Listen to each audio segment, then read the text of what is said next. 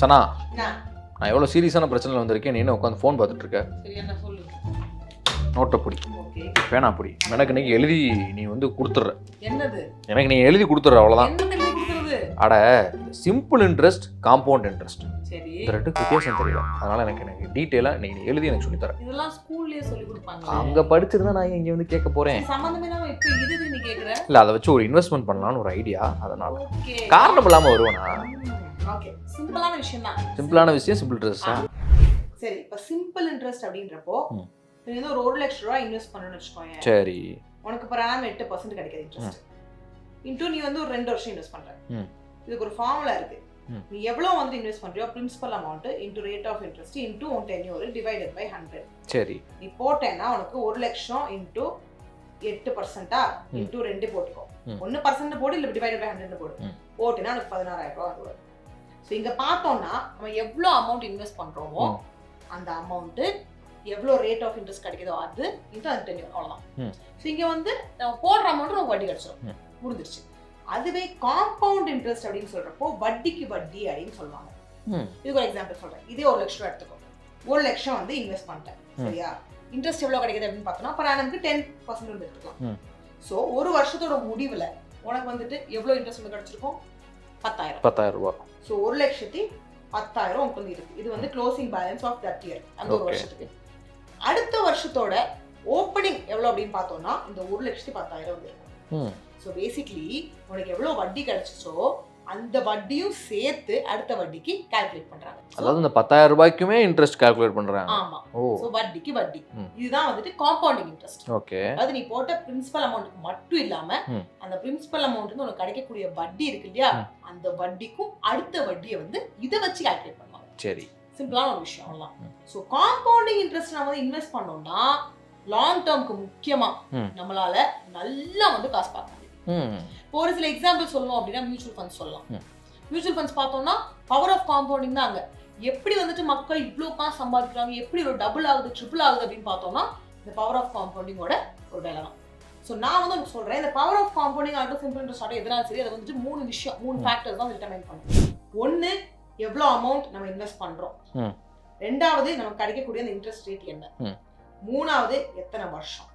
அதுவும் இந்த power of compounding அப்படின்ற ஒரு விஷயத்துல உனக்கு மேக்ஸிமம் பெனிஃபிட் கிடைக்கணும்னா இந்த டென்யூர் அப்படின்றது ரொம்ப முக்கியமான ஒரு விஷயம். அதான் எவ்வளவு லாங் பீரியட் நம்ம இன்வெஸ்ட் பண்றோம் அப்படிங்கறத பொறுத்து. கண்டிப்பா. ஸோ நீ வந்து உன் காசு அங்க வச்சு பொறுமையா அதை வளர்றதுக்கு வெயிட் பண்ணினா கண்டிப்பா பவர் ஆஃப் காம்பவுண்டிங் உனக்கு வந்து கை கொடுக்கும். இந்த பவர் ஆஃப் காம்பவுண்டிங் அப்படின்னு சொல்றப்போ இதை வந்து பார்த்தோம்னா மந்த்லி காம்பவுண்ட் பண்ணுவாங்க, அதாவது ரீஇன்வெஸ்ட். இன்வெஸ்ட் பண்ற வட்டி கிடையாது, ரீஇன்வெஸ்ட் பண்றாங்க. அதானே வந்து பவர் ஆஃப் காம்பவுண்டிங் இன்ட்ரெஸ்ட் அப்படின்னு சொல்றோம். ஸோ அதை மந்த்லி பண்ணுவாங்க, குவார்ட்டர்லி பண்ணுவாங்க, ஹாஃப் இயர்லி பண்ணுவாங்க, இயர்லி பண்ணுவாங்க. ஸோ நீ எதில் இன்வெஸ்ட் பண்ணுறியோ அங்கே எந்த மாதிரி பண்ணுறாங்க அப்படின்றத பொறுத்தும் உனக்கு கிடைக்கக்கூடிய ரிட்டர்ன்ஸ் வந்து மாறும். சரி, நீ இப்போ கேட்குற இல்லையா எப்படி வந்து மேக்ஸிமம் இதோட பெனிஃபிட்ஸ் வந்து யூஸ் பண்ணணும் அப்படின்னு. ஒன்று, எவ்வளோக்கு எவ்வளோ சீக்கிரமாக ஸ்டார்ட் பண்ண முடியுமோ அவ்வளோக்கு எவ்வளோ சீக்கிரமாக ஸ்டார்ட் ஆகிடும். ஏன்னா உங்ககிட்ட டைம் இருந்தால் மட்டும்தான் இதோட பெனிஃபிட்ஸை நீ வந்து என்ஜாய் பண்ண முடியும். கண்டிப்பா. ஸோ நீ வந்து ஒரு சின்ன வயசுல இப்போ ஒரு 26-25 வயசுல நீ வந்துட்டு ஒரு மியூச்சுவல் ஃபண்ட்ஸ் போடுற, ஒரு எஸ்ஐபி எடுத்து போடுற அப்படின்னா உனக்கு அந்த இடத்துல பவர் ஆஃப் காம்பவுண்டிங் கண்டிப்பா கை கொடுக்கும். இது வந்து முதல் விஷயம், ஸ்டார்ட் ஏர்லி. ரெண்டாவது, பேஷன்ஸ். நான் சொன்னேன் இல்லையா, பொறுமை அப்படின்றது கண்டிப்பா வந்து இருக்கணும். லாங்கர் டென்யூருக்கு பிளான் பண்ணிக்கோ. நம்ம என்ஜாய் பண்ணாத விஷயத்த நம்ம குழந்தைங்க என்ஜாய் பண்ணலாம். நம்ம கஷ்டப்பட்டு இருக்கோம், பரவாயில்ல, நம்ம காசு சேர்த்து வைப்போம், நம்ம அடுத்த ஜென்ரேஷன் என்ஜாய் பண்ணிட்டோம். ஸோ இப்போ ஒரு 20 வருஷம் 25 வருஷம் நீ போடுறோன்னு வையேன், ஒரு குழந்தை பிறக்குது, அந்த குழந்தைக்கு ஒரு 18-20 வயசு ஆறப்போ லட்சக்கணக்கில் கையில கண்டிப்பா வந்து காசு இருக்கும். அண்ட் இங்கெல்லாம் என்ன அப்படின்னு பார்த்தோம்னா இன்ஃப்ளேஷன் பீட் பண்ணக்கூடிய ஒரு இன்வெஸ்ட்மெண்ட். இப்போ நார்மலி நம்ம வந்துட்டு ஒரு 5% 6% ரிட்டர்ன் கிடைக்கக்கூடிய இன்வெஸ்ட்மெண்ட்ல இன்வெஸ்ட் பண்றோம் அப்படின்னா என்ன ஆகும்?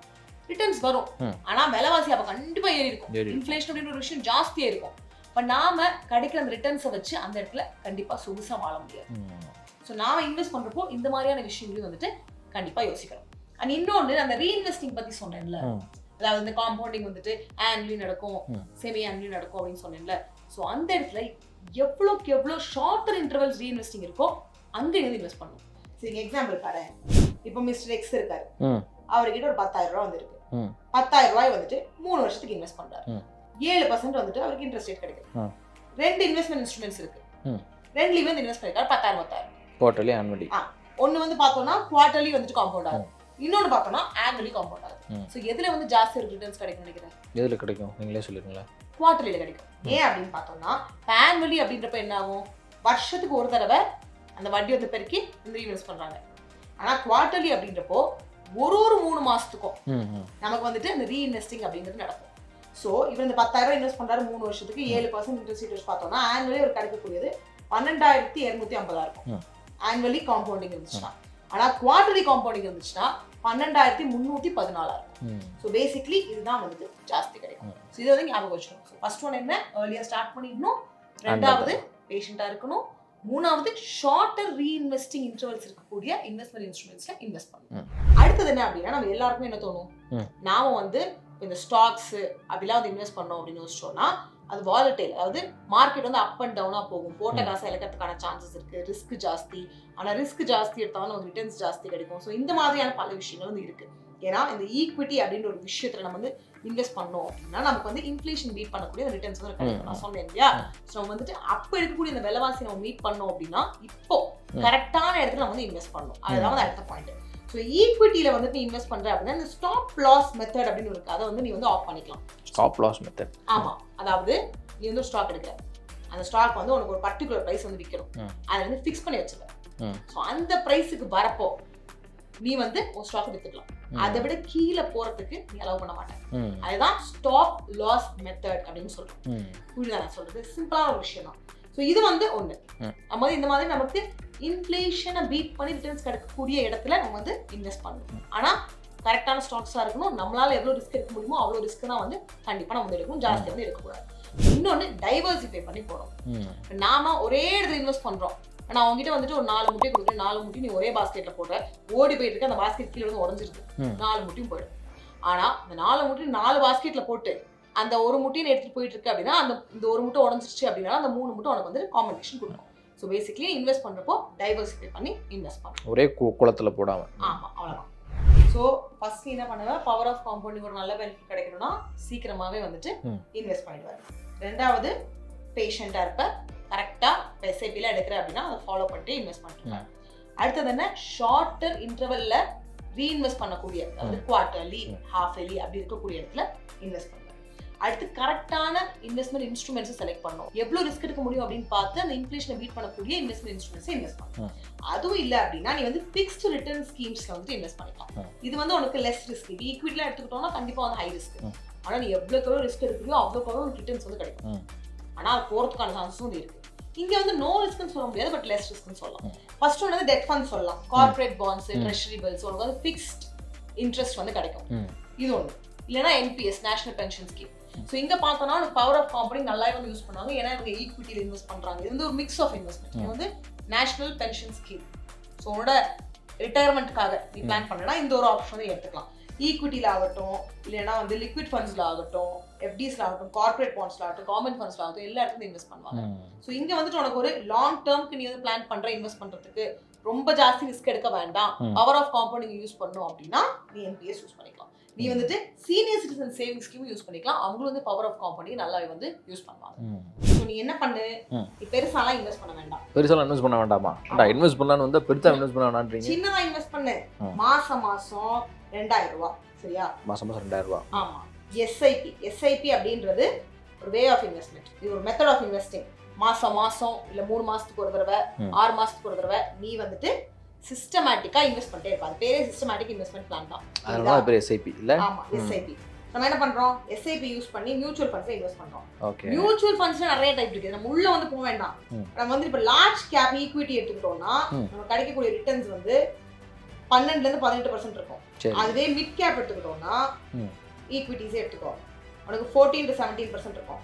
நமக்கு வந்து நிறைய ரிஸ்க் எடுக்க வேண்டாம்னு சொன்னல, ரிஸ்க் எடுக்கவே வேண்டாமா? நான் வந்து நிறைய ரிஸ்க் எடுக்க வேண்டாம்.